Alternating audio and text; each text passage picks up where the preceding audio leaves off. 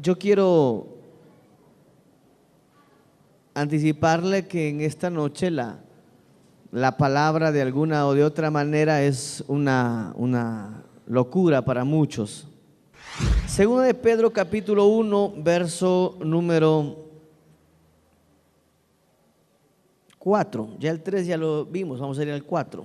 Dice: así Dios nos ha entregado sus preciosas y magníficas promesas para que ustedes, luego de escapar de la corrupción que hay en el mundo debido a los malos deseos, lleguen a tener parte en la naturaleza divina. Quiero que contrastemos, guarde esa cita, guarde su Biblia ahí, y quisiera que usted abra por favor en el libro de Romanos, el capítulo número 1. Este evangelio habla de su Hijo, que según la naturaleza humana descendía de David. Gracias. Pero que según el Espíritu de santidad fue designado con poder Hijo de Dios por la resurrección. Él es Jesucristo nuestro Señor.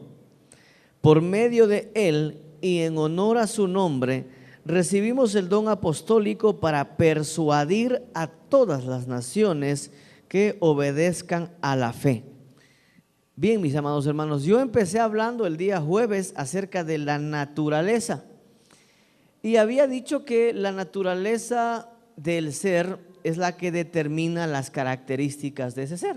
¿Recuerdan eso? Nosotros servimos, adoramos, creemos, predicamos de un Dios que no es natural, que aunque tiene un fundamento o una base natural, Él tiene una naturaleza que le hace sobrenatural. Toda la escritura es sobrenatural. El peor daño que todo sistema religioso ha traído sobre la faz de la tierra es querer enmarcar a Jesucristo desde la perspectiva lógica, humana y natural, cuando toda la palabra, cuando el evangelio, cuando el origen de todo es sobrenatural. Pero si usted acompaña conmigo en esta noche, el verso 3, dice: este evangelio habla de su Hijo que según la naturaleza humana descendía de David. Jesucristo tenía un origen natural, descendía de David, del linaje de David. Pero miren lo que dice el verso 4: pero que según el Espíritu de santidad fue designado con poder Hijo de Dios. Primera cosa que yo quiero que usted entienda: si por naturaleza de sangre descendía de linaje de David de forma humana, recibe la herencia de Dios, recibe esa herencia espiritual por medio de ¿quién? Dígalo: por el Espíritu. Sobre esa naturaleza humana de Jesús recibe una sobrenaturaleza o recibe una nueva naturaleza, la cual por ella es, dice, consagrado o puesto o nombrado o declarado ¿qué? Hijo de Dios. ¿Cuándo se sella esa naturaleza completa de Hijo de Dios? Por la resurrección. Toda la fe, toda la palabra, todo lo que en esta escritura está, no tiene sentido humano.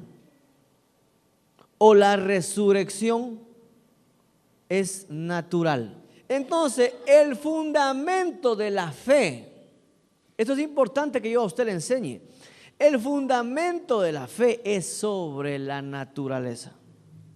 Por eso dice el apóstol Pablo en el libro de Corintios que el evangelio es locura. Yo le podría dar un montón de argumentos del por qué sí estamos convencidos que Cristo resucitó.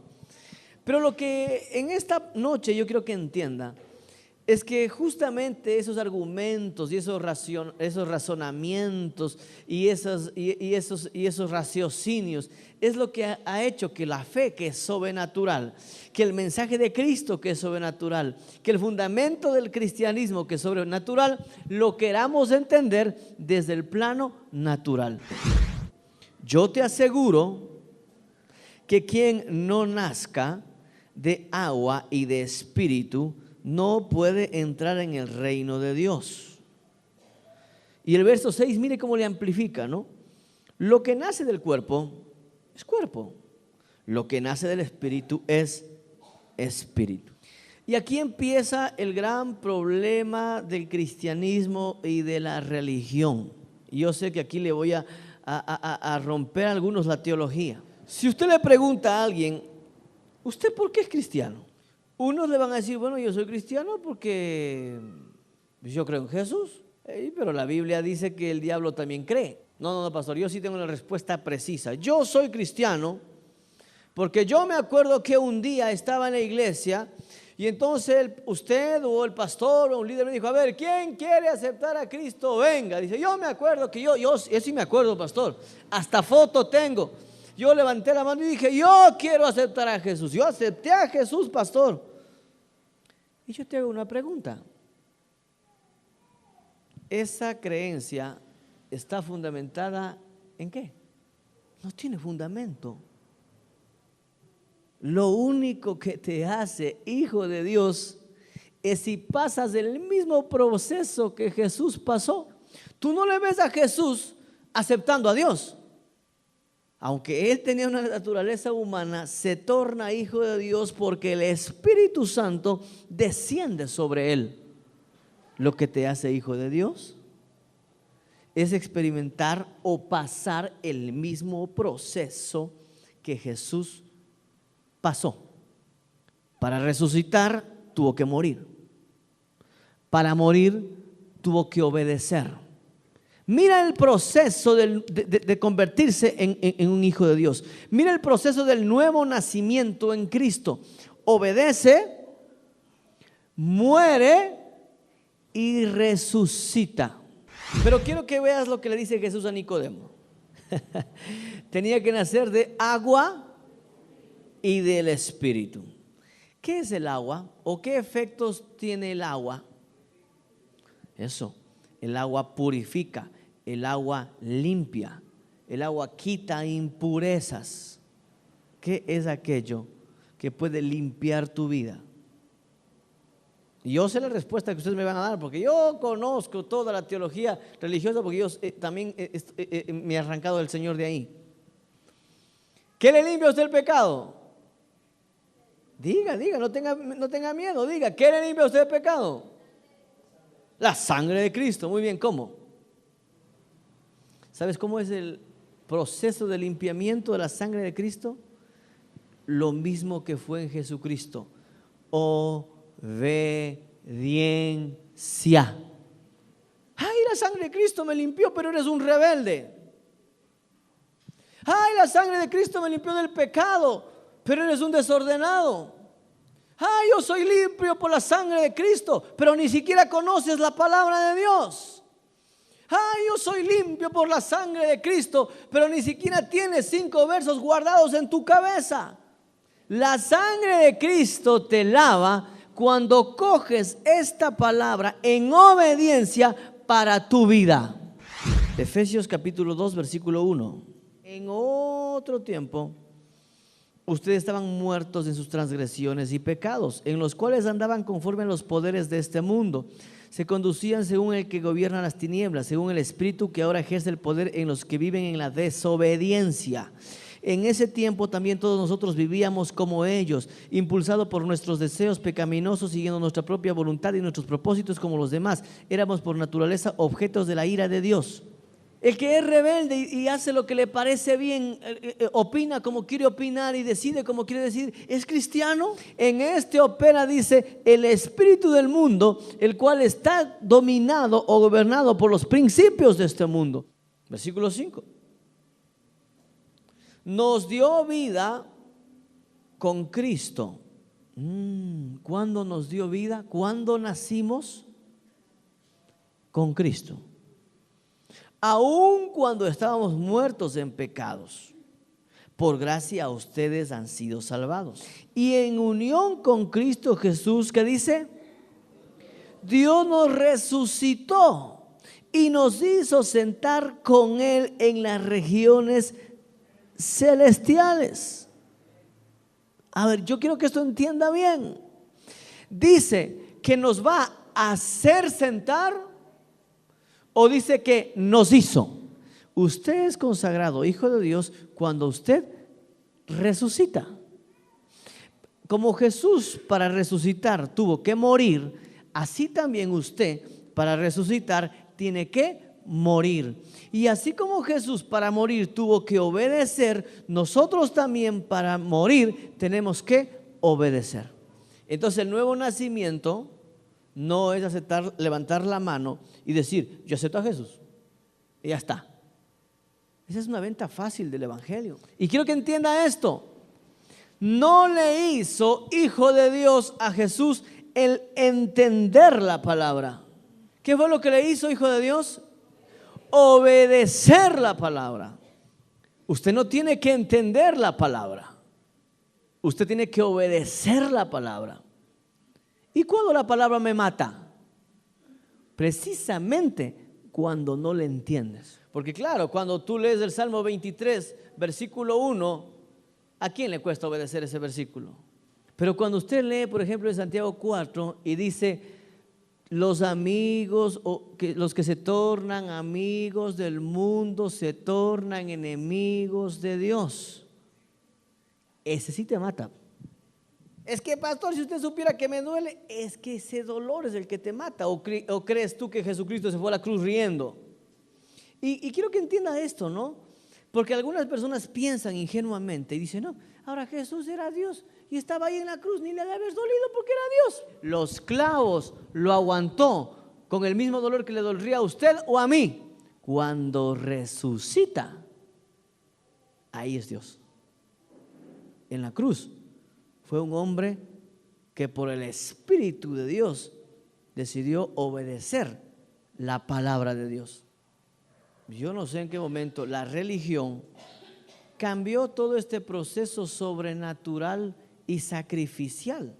Jesús tuvo que resucitar y entonces dijo, y se le dio un nombre, el cual es sobre todo nombre. ¿Dónde recibió la restitución de todo Jesús? En la resurrección, no en la muerte.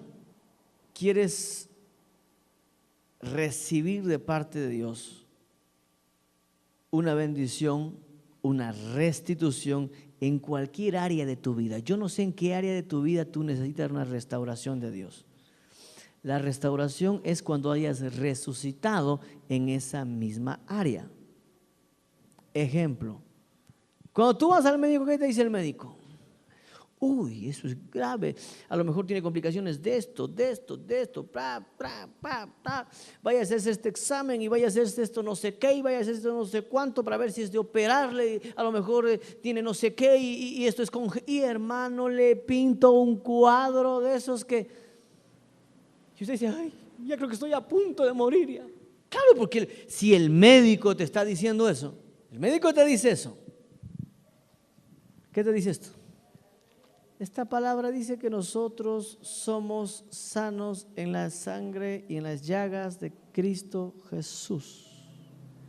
Ahora, cuando vas al médico y el médico te da una encrucijada de esas, tú tienes una opción.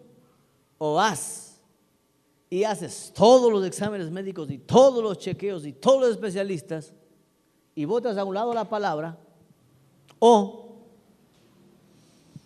coges esta palabra para ti y botas la receta del médico. Pero pastor, ¿cómo? ¿Y si se empeora? No tiene sentido, pastor, porque los medios, los remedios, los medicamentos, los exámenes. Esta palabra te tiene que matar. Por eso te decía, yo no sé en qué momento de la historia la iglesia y los pastores cambiamos lo sobrenatural de Dios por lo natural de este mundo. Y no tiene la culpa la iglesia, la tenemos los pastores.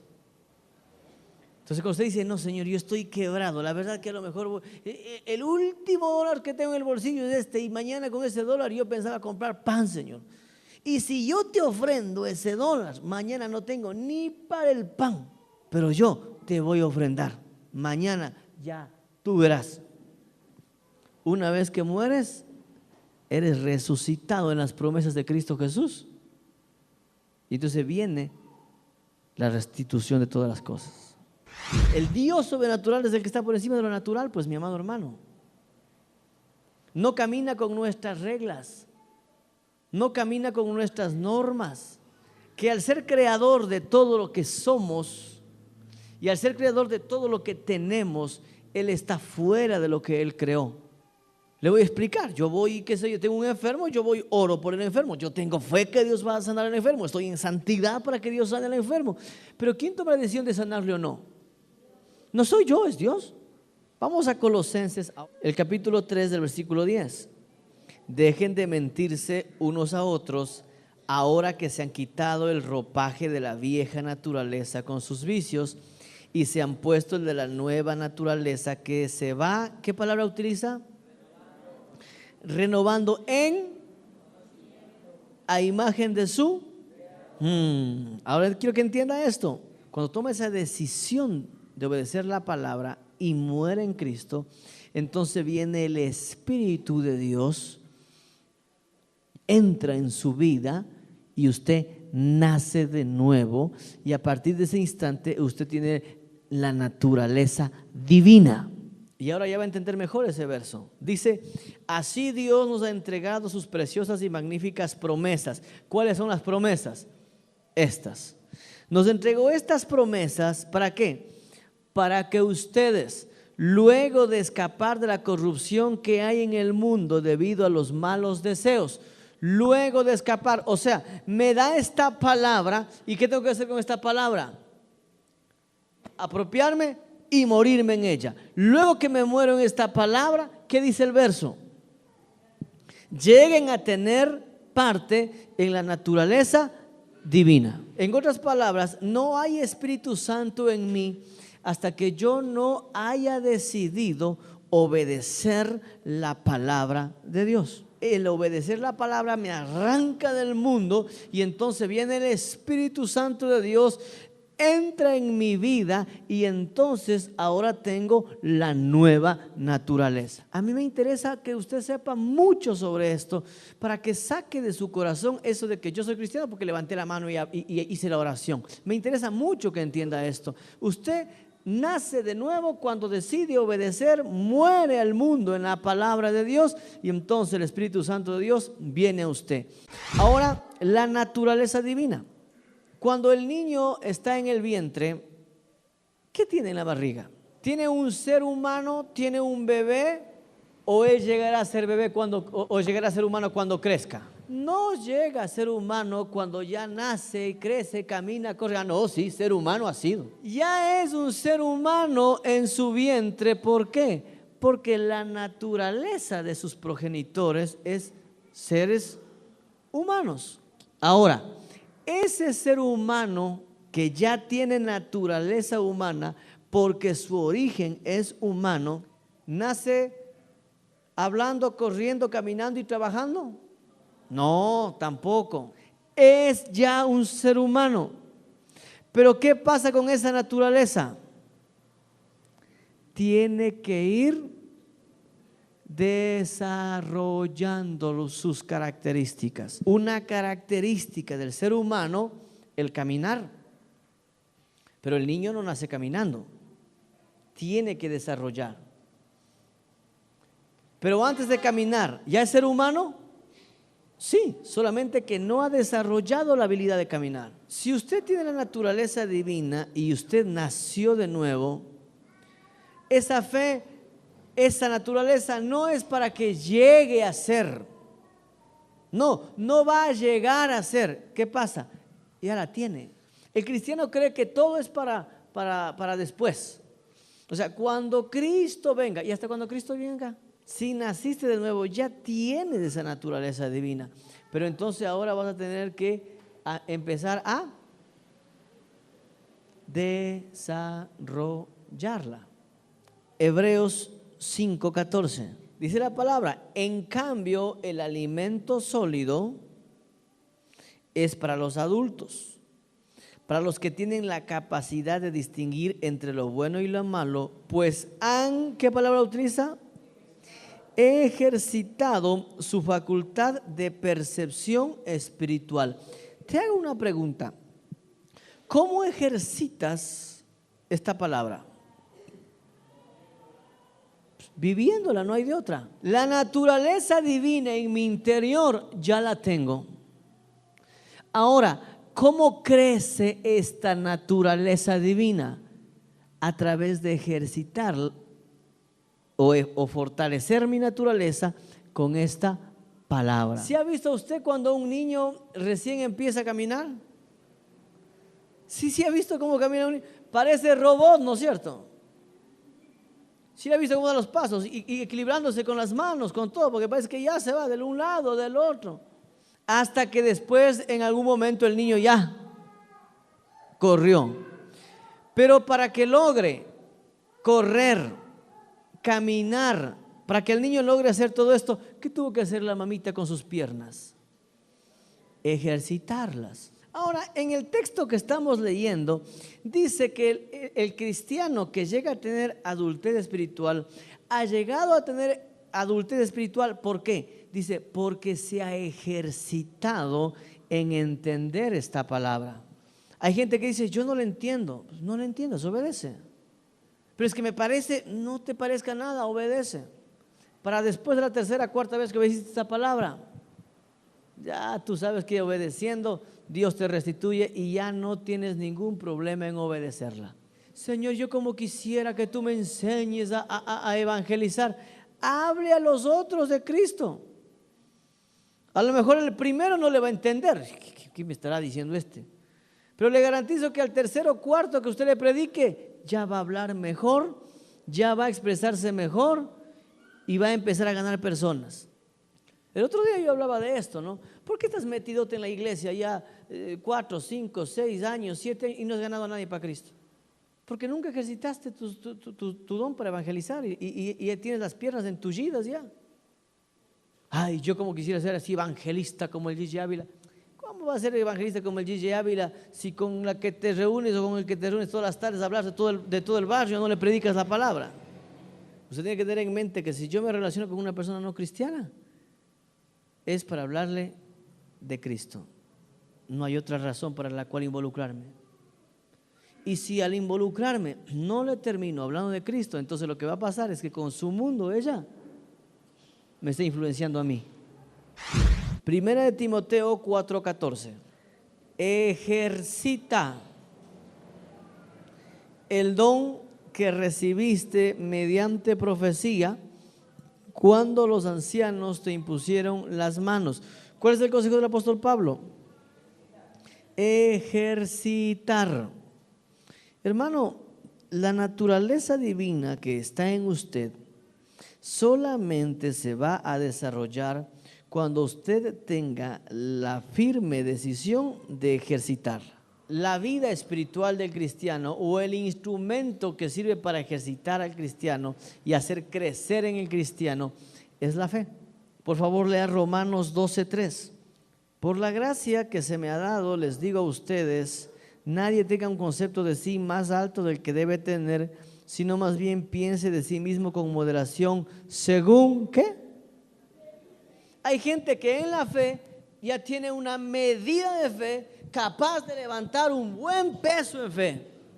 No tiene problemas, vienen dificultades y ejercita la fe y tranquilamente se levanta sus cuantos kilos en fe. No tiene problema porque ya ha logrado en entrenamientos previos ir levantando pesos graduales. Pero así como puse el ejemplo, hay otros que el primer problemita,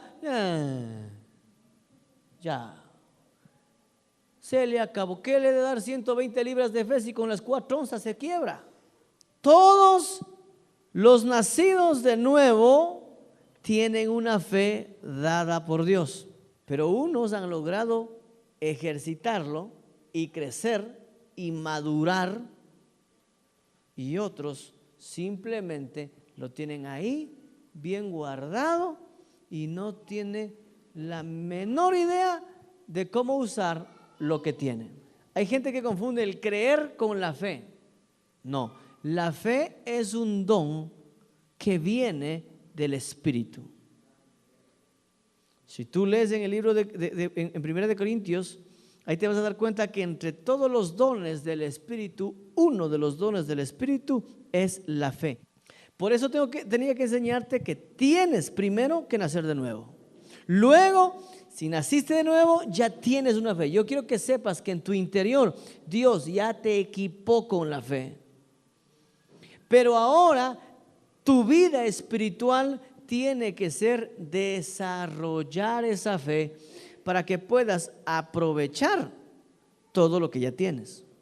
Si hoy lograste romper un récord, mañana romperás otro y te seguirás preparando para romper otro. Cada día tienes que ir rompiendo un récord espiritual, ejercitando tu fe, fortaleciendo tu fe cada día. No es luchar para ser santo, eso está en la naturaleza, es ejercitar tu fe.